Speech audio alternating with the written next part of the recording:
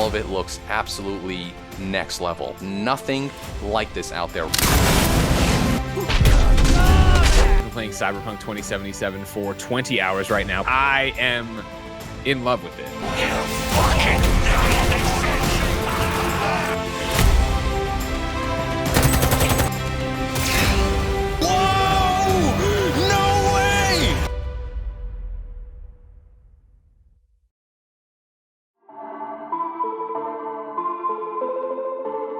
Oh my God, it's broken. So what exactly happened here? Cyberpunk 2077's launch has to be the greatest fall from grace in recent memory in the gaming industry. Honestly, I think the last time anything like this happened would have been Mass Effect Andromeda. The game launched with bugs galore. There's nude bodies popping out of cars while you're driving, crashes, characters not moving when the quest literally can't continue without them moving, NPCs randomly disappearing, AI that's almost all artificial without any intelligence at all, and many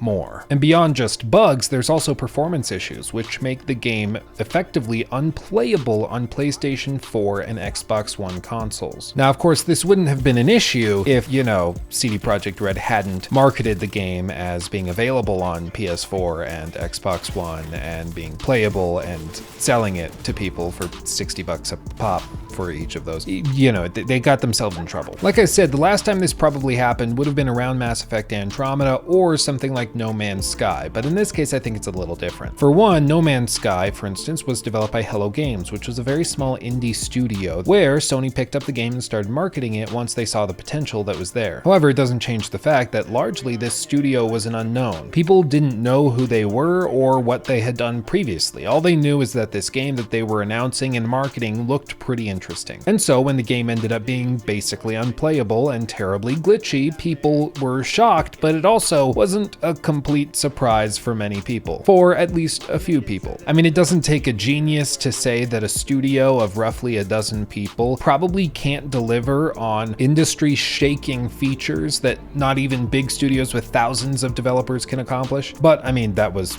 just a few people. That's why I think Mass Effect Andromeda is probably the clearest example that we could point to as the last time this type of thing happened. BioWare was beloved as a company, making some of the greatest RPGs in the history of gaming. Not to mention that the Mass Effect trilogy was treasured by many. Sure, the ending of the trilogy wasn't fantastic, but that's not really the point of what I'm saying. The point is, we knew that those guys were capable of great things. We knew that they could put out games that were phenomenal because they had done it before. So when they launched Mass Effect Andromeda in a completely broken state, people were pretty stunned. And that of course brings us to Cyberpunk 2077, a game that was marketed as being a next-generation RPG, a game that was going to revitalize the industry and get everybody on board with the next generation of consoles and gaming in general. It was coming from CD Projekt Red, the Polish studio that had developed The Witcher 3, which very quickly became a classic in the gaming industry after its launch in 2015. And in many ways, CD Projekt Red's rise to fame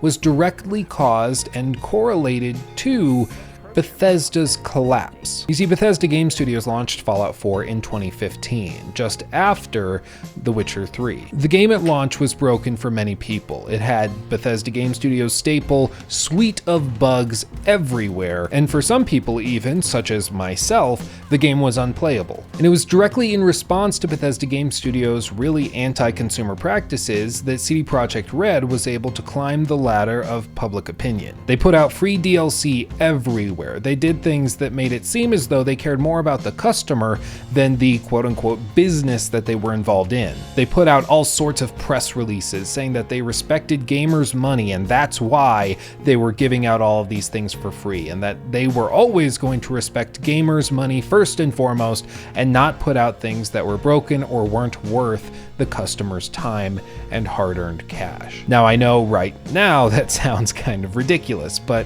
at the time, we all thought that that was pretty awesome. We believed them, and it seemed as though their actions spoke louder than their words, because it really did seem as though they were putting their money where their mouth was. And then after the release of The Witcher 3, CD Projekt Red got to work on Cyberpunk 2077 with the full staff behind the project. They put out a bunch of trailers where they said that the game was coming when it was ready, not announcing a release date because they wanted to make sure gamers knew that it wouldn't be released until it was in a polished enough state that they felt comfortable releasing it to the masses. And I think that this is the first thing that really set themselves up for this catastrophic collapse in the last few weeks. CD Projekt Red made it pretty clear, at least to most of us gamers, that they weren't going to release the game until it was ready. And believe it or not, for most gamers, ready means playable, or even, dare I say, finished. But that's not what we got. Instead, the game launched in what was obviously a broken and unfinished state. And what makes this even more amazing is after initially announcing the release date early in 2020, they kept delaying it and pushing it back further and further. After the initial commitment that they wouldn't announce the game's release date until they were confident the game would be ready, most people thought that these delays were simply to add content or to polish to the point where there would be zero bugs at launch. But instead, it turns out that they announced a release date far before they needed to, said that the game went gold well before most of the developers reportedly were even aware that the game was in a finished state, playable from beginning to end, and they rushed the game out for its final release by the end of 2020 to try and please investors before the end of the fiscal year. And to be honest, the game is pretty good on PC. That's where I've been playing. That's where this footage is from that you're watching. However, on console, it's a different story. Now, of course, the die-hard fanboys will say that The Witcher 3 launched in a buggy state, so we should have expected something here, but that's not to say that this is excusable. Two wrongs don't make a right in any circumstance, and just because The Witcher 3 launched with a lot of bugs doesn't mean that we should accept CD Projekt Red doing that now. If anything, we should hold them to a higher standard because CD Projekt Red should have, in theory, learned from these mistakes. But instead, they took advantage of gamers' trust, sold over 8 million pre-order copies, and then shoved it out there in a state where most people couldn't enjoy it whatsoever. And the coup de grace is that they withheld console review codes from reviewers, only allowing them to try it on PC where it does perform the best, specifically and exclusively to prevent any first impressions getting out, exposing the game's state on base consoles. And to be honest, that's where this crosses the line for me. We have seen lots of games launch and release in very buggy states. It happens, it's part of the industry, it's unfortunate, but it's there. What is absolutely mind-blowing is that CD Projekt Red management knowingly and intentionally withheld review codes from reviewers just so that base console performance wouldn't be put out there. If they were actually cognizant and respected the money of their customers, they would have sent review codes out for all platforms and let reviewers make recommendations based on that. And I guarantee you, had they done that, most review sites would have said, do not purchase the game on last-gen consoles. It's broken and unplayable. However, the prospect of 8 million pre-orders was just too lucrative. And so they launched the game. There really isn't any good way of spinning this. CD Projekt Red's management has single-handedly caused the company to lose every bit of goodwill it had built up over the last 5 years since The Witcher 3. It's utterly pathetic, and I am frankly disappointed and disgusted by most, if not all, of the decisions they've made recently. And the stock has reflected this. The stock price has slowly been going down since the launch. In fact, there's even a recent article as of today, the recording of this video, where investors are looking at filing a class action lawsuit against the company itself in the form of CD Projekt Red Corporate for knowingly and intentionally withholding material information about the game's state. In other words, lying to investors. And then of course Sony removed the game for sale on its website, offering full refunds to whoever would request it, and many other stores online have begun to do the same thing. It really is a remarkable turnaround in public sentiment. It's one that we rarely see in this industry, and it's really unfortunate to see. Now, many people are keeping their copies, and are enjoying the game, such as myself, but I mean, many people are not and are very upset. And the real bummer is that the real losers in all of this are the developers, the people that have poured years and years of time and effort into this game and now are seeing it all collapse due to no decision that they're responsible for, no fault of their own. It's all because of management, and they have to deal with it. I honestly hope they can recover, because the game itself is actually pretty good. There is a diamond in this rough. Is it incredible? Do I think it's on the level of The Witcher 3? No, I honestly don't think so. I've been playing it on PC, Xbox Series X, and PS5 to get the experience across all of them, and to be honest, I think the game is a solid 85 out of 100, if not 9 out of 10. It's a solid B+, A- experience. There's a lot of issues and things I don't think are finished, but nonetheless, I think the game is good.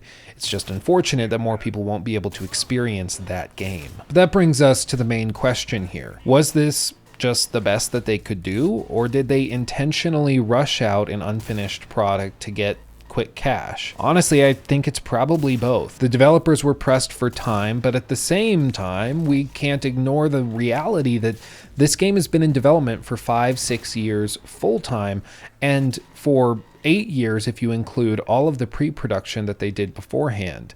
It seems as though time wasn't the issue with this game's development. If anything, it was a managerial issue where they weren't able to come across and develop a clear plan of attack to develop the game in an efficient manner. So instead, they just wasted time until they got to the point where they needed to rush the game out because it was getting ridiculous how long it was taking, and investors were asking questions, and then they landed in this situation here. Without a doubt, this isn't a developer issue. It is a management issue through and through. But that lands us where we are now. The game is broken for a lot of people.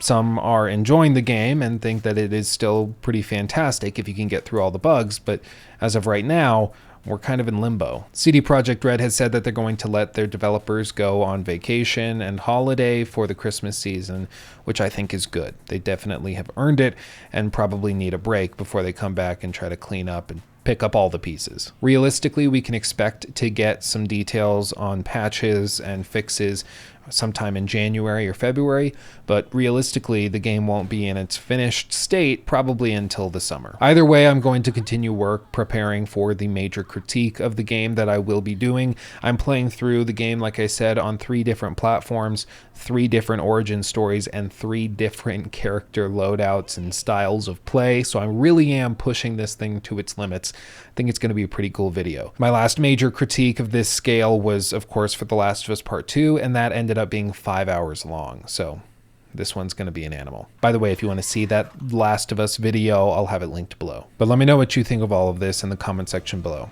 I love you guys, and I'll see you in the next video.